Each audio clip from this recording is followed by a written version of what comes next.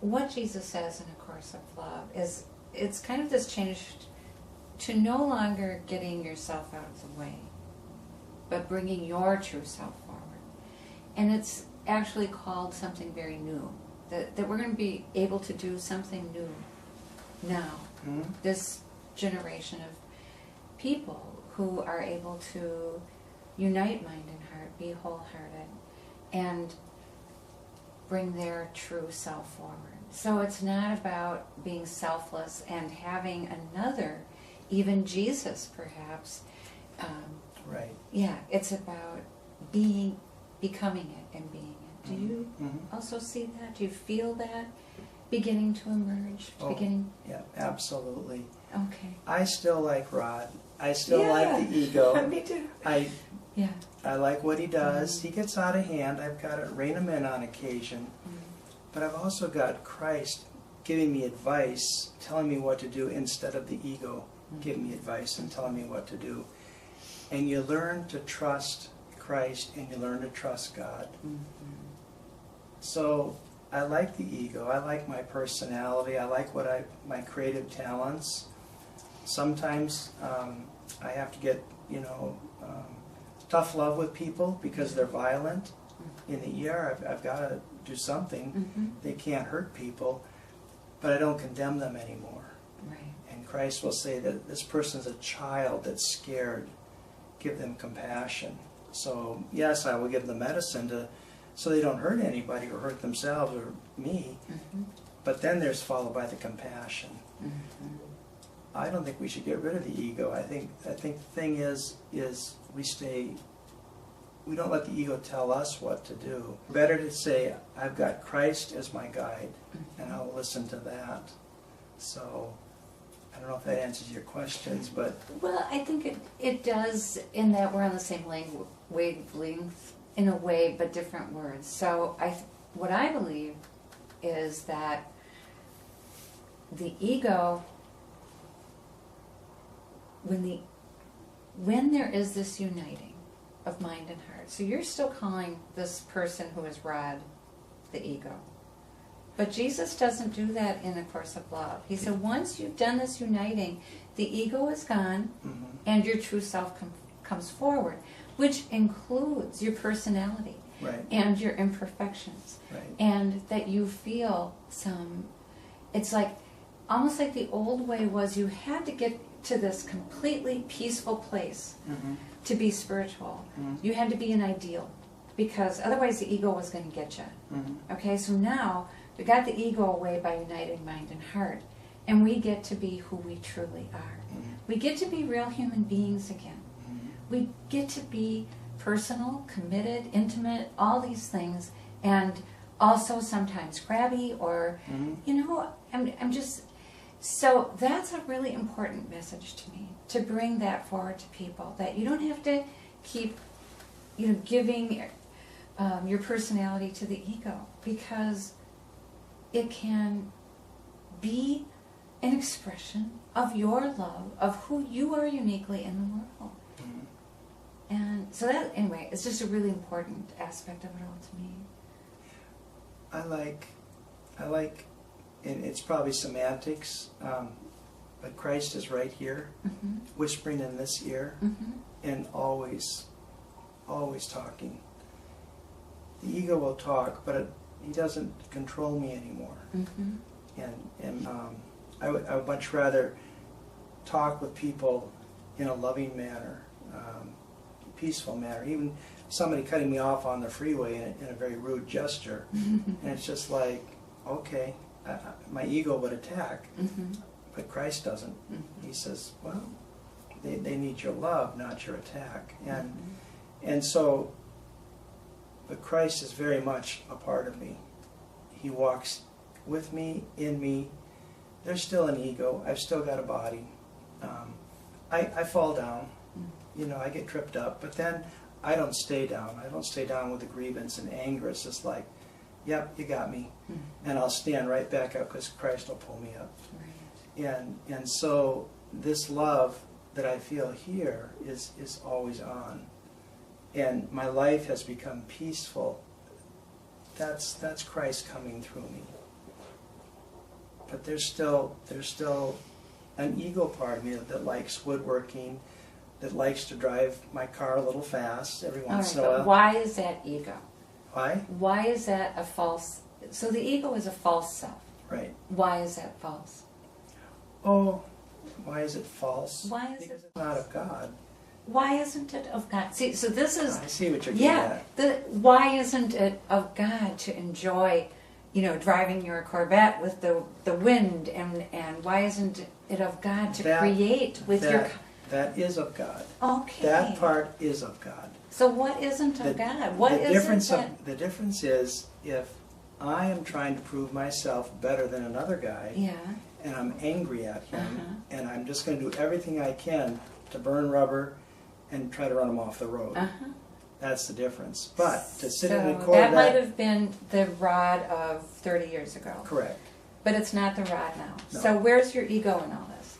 I mean... Oh, he's just a remnant. Yeah? He's just a remnant. So you have some patterns of Yeah, ego. and I still, like I said, trip and fall. Of course. And that's okay. Because we're human, too. Exactly. Yeah. And that's okay. Yeah. I don't have to dwell in the anger and the past. I can say, oh, you got me. Or I'll say to the ego, are you having a bad day? You need a little attention. And okay, there, you got some attention. But to drive with my car, the top down, and just punch it and just totally enjoy it, Christ really likes it. He's like, this is cool. We had horses. I got 350 horses. But the other thing of it is I don't idolize the car. I don't idolize the life. Yes, they're meant to be enjoyed, but if you have a choice between God or the Corvette, what are you going to choose? Well, for me, it's like, okay, a piece of plastic and metal is gone, but I choose God. But every once in a while, maybe God likes a ride in the Corvette, so that's all right. Sure. I enjoy flowers, beautiful sunsets, nice conversations, a glass of wine, And then on the flip side, when I see something terrible like airplanes flying into buildings, God is there too, because I can get caught up in the horror, or I can let love flow through me and have tremendous compassion, not only for the people who committed the crime, but for all the people who have been hurt, and for the whole world. So a little bit off subject, one of my meditations that I try to do once a week, if not every day, is just let that love in this heart float around the entire world and light it. And in the deeper meditations, I know that there has not been a crime or a death for at least a second in this world. That's how bright and powerful that light is. And so in me, it's just growing brighter, and I'm helping people to transition into heaven in a nice, peaceful manner. And we have a cat who wants in on this. So Usually you ignore all me. God's creatures, right? Usually you ignore me. You got a peaceful guy here. And one of the kind of unique things about A Course of Love, in terms of a lot of spirituality, is that it talks a great deal about expressing ourselves, about using our creativity. And I've admired about you as well that you have many forms of self-expression, many forms of creativity. Your woodworking, which I have not yet seen in person, but I was telling Mary, who kayaks, that you have built your own. Correct. Yes, and furniture and all these things, plus writing. And so I just thought maybe for a minute we could talk about the wonders of being creative beings, of creating sort of as God creates in a way. That when, this is part of the challenge, I think, of unifying the human and divine, is becoming creators. In maybe this bigger way that you're talking about, where you can create peace for a moment, but also in sharing beauty. And in the creative endeavor, the kayak, for example, the boat was in my mind within an instant. It was built, and it was 8 months of work to bring that to fruition. What was nice is I have very loud saws and I'm sweating and I'm working hard, and people say, "Are you nuts? This is not relaxing." And yet there's a profound peace. There's a centeredness, a connectedness to the wood. And I can literally feel Christ holding my hands and saying, you know, push it like this. No, you've gone too far. It's a way of praying. Yes. It is a way of praying. And the nice thing is, I am left with something beautiful that's now 4 years old. I take it out on the ocean. It's a beautiful boat. And every time I'm in that boat, I'm reminded of love. I'm reminded of the creative process. Oh, man, yes. And it's like God worked through me to create this boat. God gave me the perfect wood, the tools. It was always enjoyable. Scary at times because you have to do a few risky things, but same with the furniture. It's stained glass. It's just, you get to this quiet place and the whole world changes. And it's a mystical experience when you're truly that creative. And it just flows through you. And if there's a mistake, you stop and say, "Oh, I made a mistake," but then you realize it wasn't a mistake. It was, I didn't see the problem that I was getting into. It's the correction. But to be that creative and to feel that love flowing through me and manifesting as something in the world, it's just a beautiful, beautiful. Yeah, It's a I'm holy, just spiritual. finding it such an incredible, it's just part and parcel of spirituality. That when you get into those creative zones and you're not there, but you're more fully there than ever. I mean, it's sort of that dichotomy of time goes away, you don't know how many hours have passed because you are immersed. Or you have surrendered through the process. There's so many ways to put it, but this seems like the spiritual practice that is being most encouraged, really, with A Course of Love, is that we find our creative process and enter that zone, if you will, where there is the union, and there's the expression, the new expression. What's the other fun part is there's no blocks. There's no blocks of fear or worry or I'm going to make a mistake. It's just I just totally trust that divine process is just going to guide me. And I have done incredible things with wood that I've never done before, and they scare me, but then I say, okay, I just have to let go. And when your love is flowing like that, you are touched on such a deep level. It's just total body, spirit, mind, but it's such a deep love.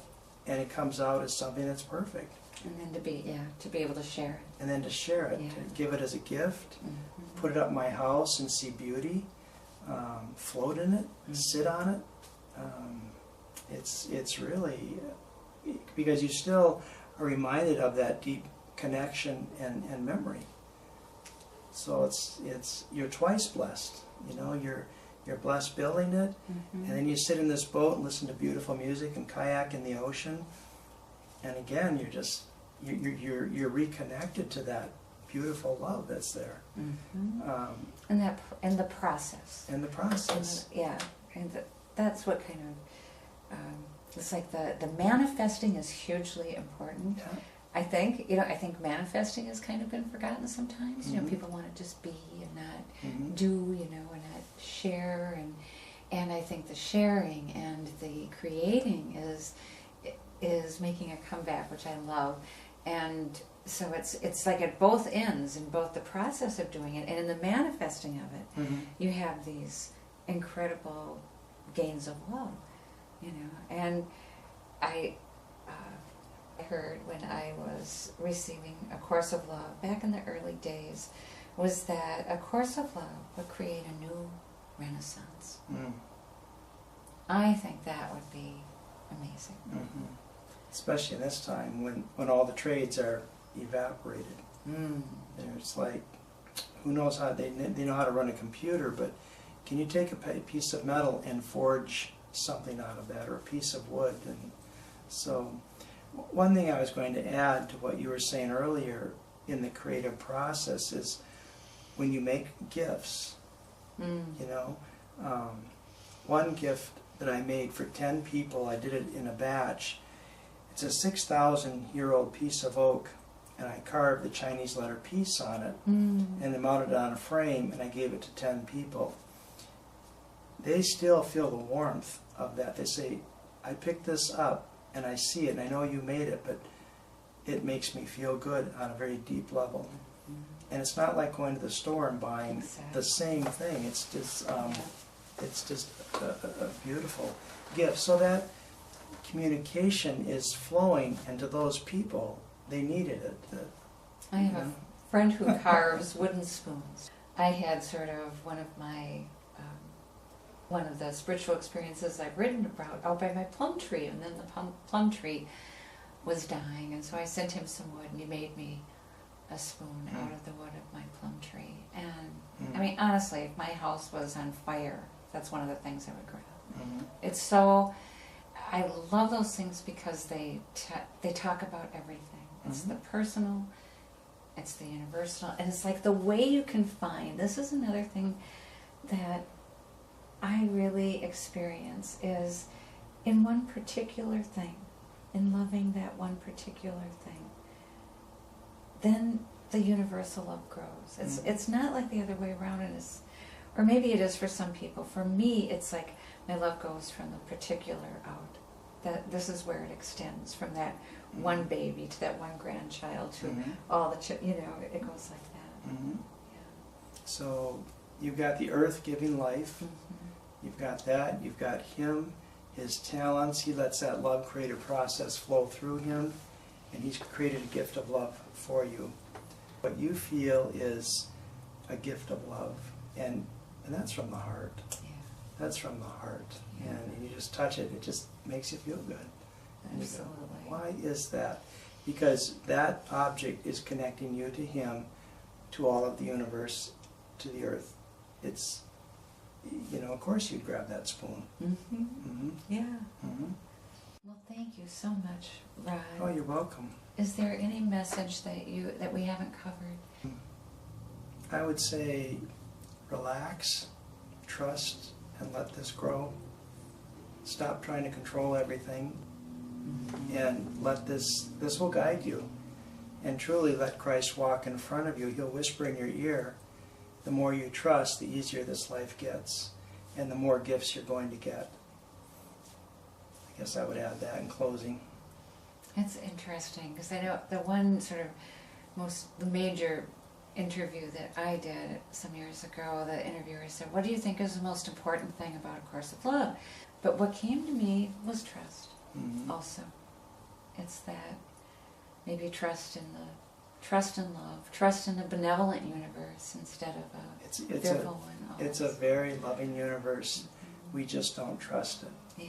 And it's the number one characteristic, that you have to develop first. And you do that with baby steps, So I have learned to trust more, and I've been given more. And I'm seeing more, and it's just so beautiful. But the more you trust, the easier this gets. And the gifts come, and they're all waiting for you. It was a great thing to close on.